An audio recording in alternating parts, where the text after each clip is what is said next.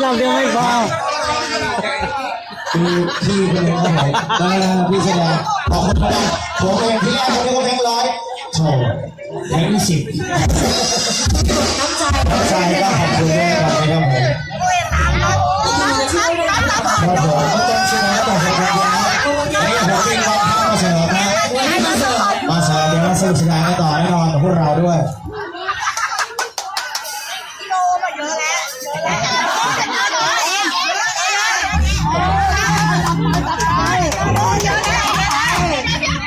ตบเลยนะตบเลยนะต่อไปกับพี่กบสีโฟด้วย